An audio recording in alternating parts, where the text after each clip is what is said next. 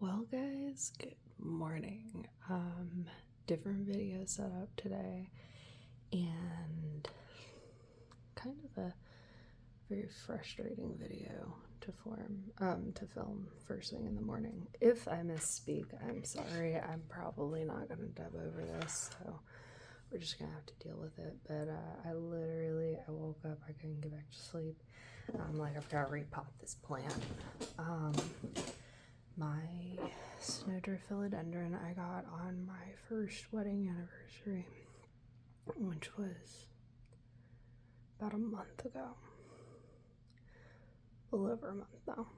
And they're not doing hot at all. They weren't when we first got them, so I went to go move them yesterday to a different spot, and literally, like, over the course of the day, they I don't know if it was like mold or if a spider got into it. It definitely was not spider mites. I've been absolutely crazy checking, but I'm gonna put them back into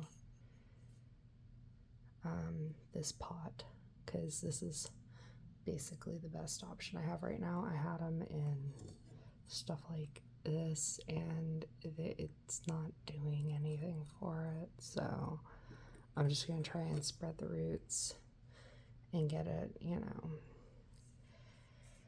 gonna try and save these. We'll see, just how sad they look. I put them in water overnight. I know that they don't like being wet, but I was like, I don't have time to repot this when I saw it. I just had time to get it out in case it was spider mites, but it wasn't, so I don't know. I just wanted it out of that soil so nothing else got bad.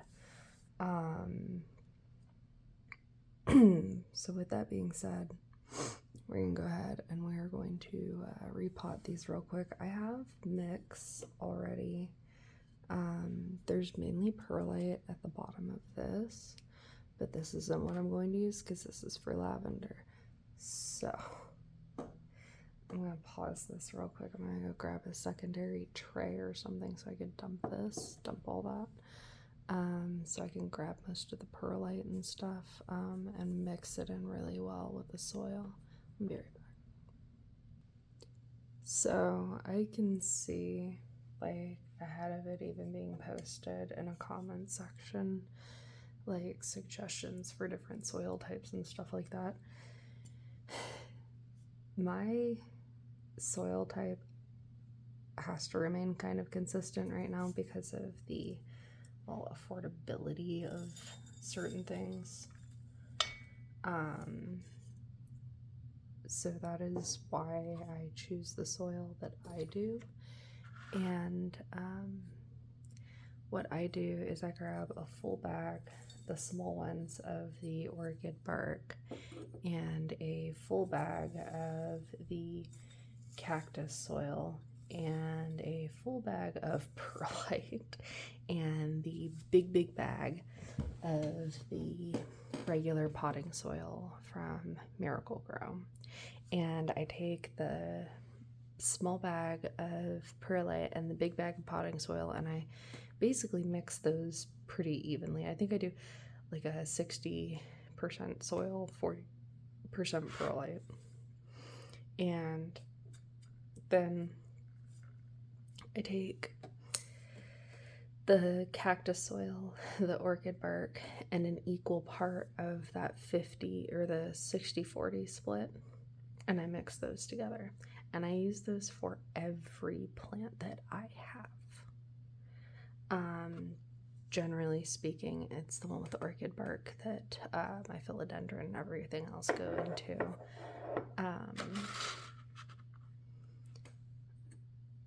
So, I mean, it is what it is. I think that there was some care issues at the store that it came from, personally, which is fine. It was a big box store, but I feel like every philodendron I've had so far, I've had some sort of a issue with um, well, this root rot and everything else. Definitely learning a lot about philodendron because I just started getting them this year. Before this, so like this current planting journey, prior to it, I didn't have plants for 10 years, basically. Just going to pull this out, and I'm going to keep it outside of the thing. So the really sad thing is, and I know because of the leaf on it, the new leaf, I was so happy about it. This is the one that my husband got for me, specifically. I did get it to push out some new roots, and they're doing healthy, and I cleaned this off as best as I possibly can. I'm deciding that I'm just going to treat the water with a little bit of peroxide, so I'm not too concerned about it. I'm going to dip it in rooting hormone, make sure that it's pretty well covered. Of course I say that, my rooting hormones, like, this poor thing is probably seeing its days at this point. That looks about right. We're gonna put this one down for now. Just want to put it to the side. And then we have this one, which is the one that I bought, which is ironically the cheaper of the two, because it was seen as a rescue plant. And look at that, new root shooting off. Even if it's an aerial root, it's going to be extremely helpful at this point. These things, you know, they don't just act as anchors. Sometimes they help get extra nutrients to the plants, or I guess all the time technically. But I feel like some people, like I've seen, like, oh, that doesn't matter, and it's like, oh no it does. All right, so we've got these pretty much coated at this point. All right, I'm gonna keep building the soil up in here and just mixing in some of the rooting hormone powder. This is how I got myself through with Phil. I received him as a rescue. He's my white wizard philodendron, and he was definitely a rescue. Needed mucho TLC, and it just, he and I, we went through it quite a bit. I ended up saving him basically because I had him in a ceramic pot, but I saved him essentially by continually making sure that I basically wasn't watering him outside of misting the soil. I kept the roots really close to the top, and I used this rooting powder and an orchid pot with this same soil mix, and I was like, that rooting powder was, I was all over that.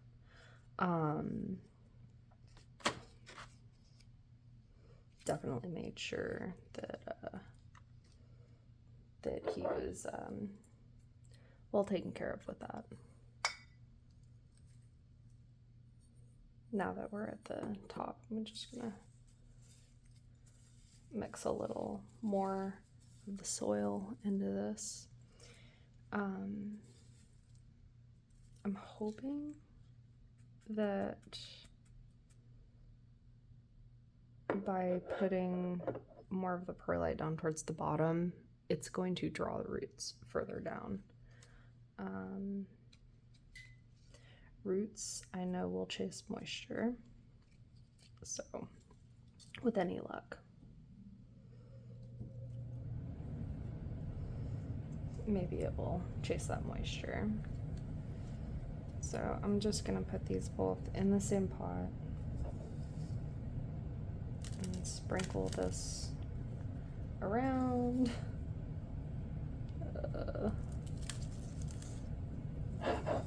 Here's to hoping that it works. I really don't want to say goodbye to these, but I know that, you know, just a quick YouTube search and I'm seeing like how I nearly killed this plant, and it's like, oh well, you know, I mean, if the boot fits, I'll wear it. Like, I don't want to be a plant killer, especially of the ones I got on my anniversary, but, you know, sometimes things are, you know, it looked like a good deal, and then I'm realizing that I know nothing about this plant and its actual care. I just thought it was pretty, and that's why I wanted it, and sometimes that's not the best way to go about things. But we all have our moments. I'm finding that I'm having a lot of those with succulents right now as well. And I've had some succulents in the past, just not specifically these ones, which are the ones that I've wanted for years.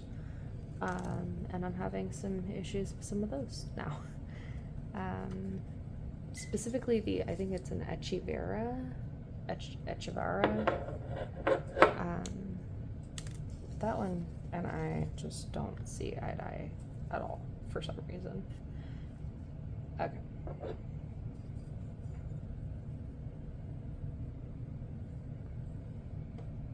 I don't think, did I cover all of the roots and potential roots?